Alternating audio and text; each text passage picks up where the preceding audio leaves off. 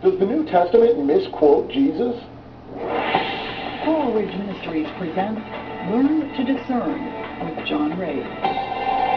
New Testament scholar Bart Ehrman is one of the media's favorite biblical scholars. A former evangelical, he now calls himself an agnostic and claims that the ancient handwritten manuscripts on which we base our Bible translations are unreliable. According to Ehrman, they are error-ridden copies and centuries removed from the originals. Dr. Ehrman explained his view on the Colbert Report.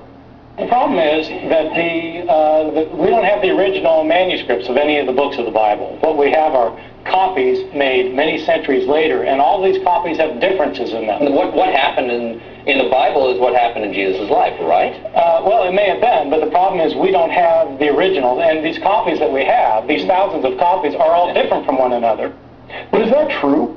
We have only error-ridden manuscript copies of the original New Testament documents? He says no. Dr. Paul Meyer, professor of ancient history at Western Michigan University, disagrees. He claims that we now have a better idea of what the original manuscript said than ever before. When it is just the opposite taking place. Despite the time that evolves here, we're getting a better and better reading of the original New Testament text than ever before. Why? King James Edition, 1611, based on 6 biblical texts. The Revised Version of 1870, 2,000 Greek texts. Today, scholars have this embarrassment of riches, whereby they have 5,700 manuscripts in whole or in part, against which textual critics, using very exacting rules, are able to get further and further back to the original readings. Bart Ehrman's claim that there are copying errors is true, but it's hardly the whole truth. Dr. Timothy Paul Jones, a professor at Southern Baptist Seminary, explains.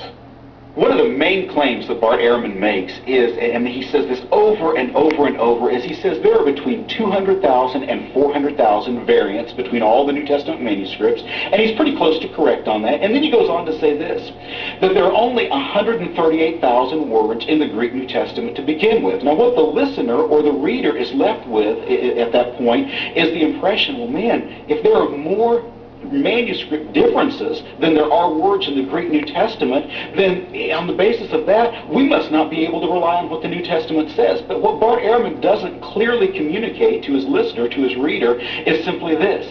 More than 99% of those different variances between the different manuscripts are not even noticeable in your English translation. And here's one more fact. 99% of those variations in the manuscripts involve differences in spelling or nuances in the Greek. These differences do not even translate beyond the Greek language. The other 1% has no bearing on the central truths taught in the New Testament about Jesus Christ. I hope this has helped you learn to discern, and that you'll share this video with a friend. To learn more about why you can trust the New Testament, request the new Coral Ridge Ministries video, The Attack on Jesus. Just go to coralridge.org and click the online store tab. For Coral Ridge Ministries, I'm John Ray.